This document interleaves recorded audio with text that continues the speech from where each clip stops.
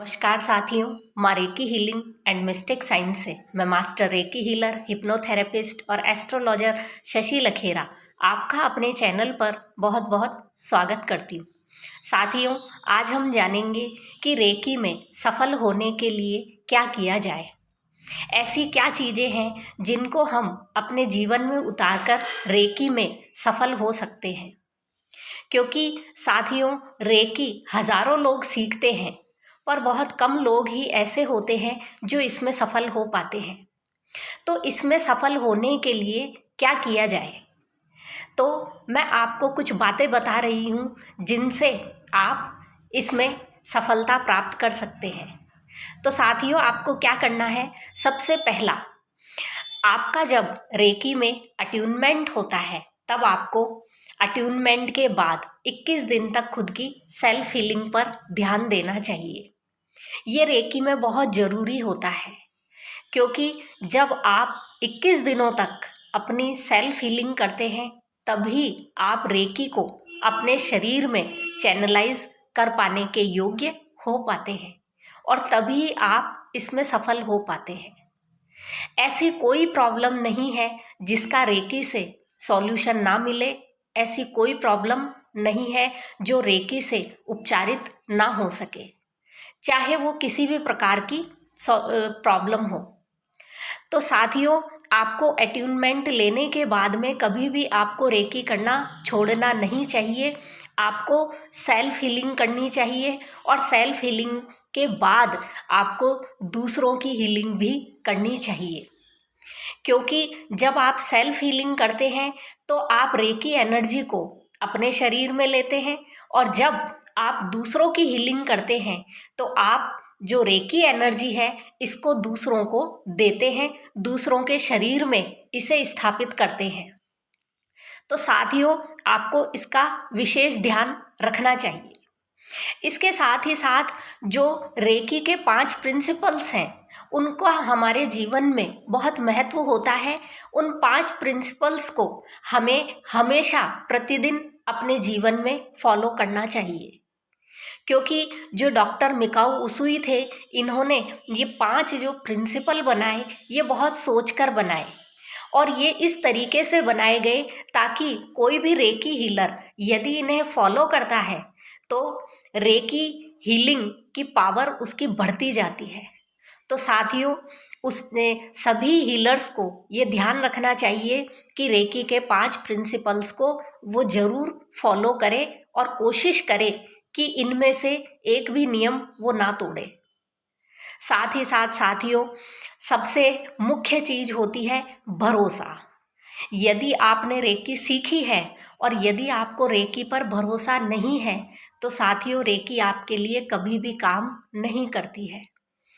तो आप कभी ऐसा हो कि आप हीलिंग करते हैं और आपको कई बार रिजल्ट मिलते हैं, पर कई बार ऐसा भी होता है कि आपको प्रॉपर रिजल्ट नहीं मिल पाते। तो ऐसी स्थिति में आपको निराश नहीं होना चाहिए और आपको ये नहीं सोचना चाहिए कि रेकी काम नहीं करती। साथियों, आपकी जितनी आस्था, जितना आपका विश्वास और भरोसा रेकी पर होगा, उतना ही रेकी ऊर्जा आपके लिए काम करती है। साथियों, रेकी एक प्रार्थना है। जिस प्रकार हम हमारे इष्ट की प्रार्थना करते हैं, जिस धर्म से हम संबंध रखते हैं, उसकी सर्वोच्च ऊर्जाओं का हम ध्यान करते हैं, हम उनसे प्रार्थना करते हैं, तो इसी प्रकार रेकी एक प्रार्थना है। रेकी आपको आपके इष्ट तक पहुंचाने का काम करती है। साथियों, इसके साथ ही आपको रेकी के प्रति पूरी तरह से समर्पित भी होना चाहिए, क्योंकि जब आप रेकी के प्रति समर्पित होंगे, अपना सब कुछ आप जब रेकी को ही मान लेंगे, तो आप पाएंगे कि रेकी कितने चमत्कारिक रूप से आपके लिए काम करने लगी है। तो साथियों, आपको इसका विशेष ध्यान रखना है कि आपका पूरा पूरा समर्पण आप रेकी के प्रति रखें। इसके साथ ही साथियों, आप रेकी में सफल होने के लिए प्रतिदिन गाशो ध्यान जरूर करें। गाशो ध्यान का वीडियो मेरे एक पहले बनाया हुआ है जिसको आप देखकर सीख सकते हैं कि गाशो ध्यान कैसे किया जाता है। तो आपको गाशो ध्यान जरूर करना चाहिए।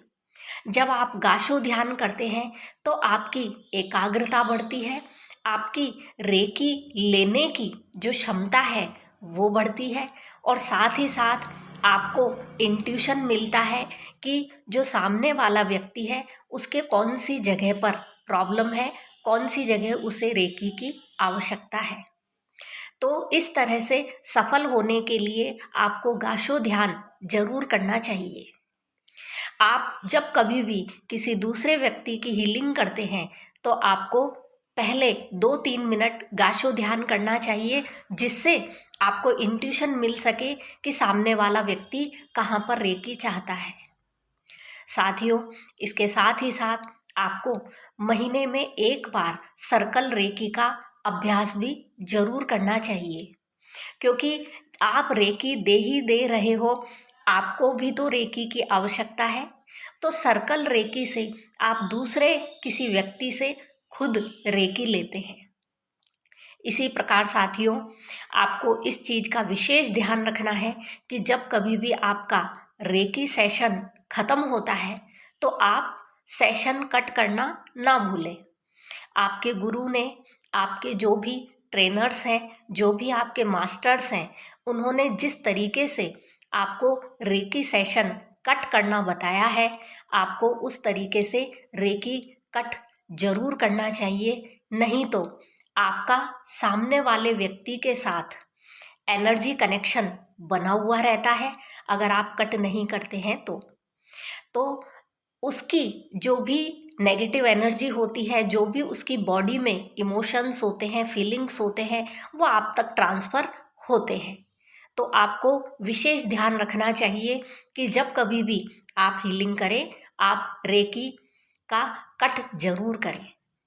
इसके साथ ही साथ साथियों, जब आप सारे दिन अपने जो भी हीलिंग सेशन लेते हैं, आपके जो भी काम करते हैं, उसके दौरान आपको थोड़ी बहुत नेगेटिव एनर्जी मिलती है। ये नेगेटिव एनर्जी धीरे धीरे आपके शरीर में भी इकट्ठा होने लगती है। तो इसको दूर करने के लिए प्रतिदिन आपको अपना ऑरा क्लीन जरूर करना चाहिए। ऑरा क्लीन करने से आपके जो एनर्जी फील्ड है, इसमें जो भी नेगेटिविटी आपको मिली है ये दूर हो जाती है, और धीरे धीरे ये नेगेटिव एनर्जी पूरी क्लीन हो जाती है। जो लोग ऑरा क्लीन नहीं करते हैं, ये नेगेटिव एनर्जी धीरे धीरे उनके ऑरा में स्टक होने लगती है, और धीरे धीरे इसकी क्वांटिटी बढ़ती जाती है, जिससे एक दिन ऐसा आता है कि रेकी हीलर का हीलिंग पावर बिल्कुल ख़त्म हो जाती है और उसको खुद को नेगेटिविटी फील होने लगती है। तो साथियों, इन चीज़ों से आप रेकी में एक सफल हीलर बन सकते हैं। यदि आपको कोई भी प्रॉब्लम हो, कोई भी क्वेश्चन आपको पूछना हो, तो आप कमेंट सेक्शन में मुझे कमेंट कीजिए। धन्यवाद।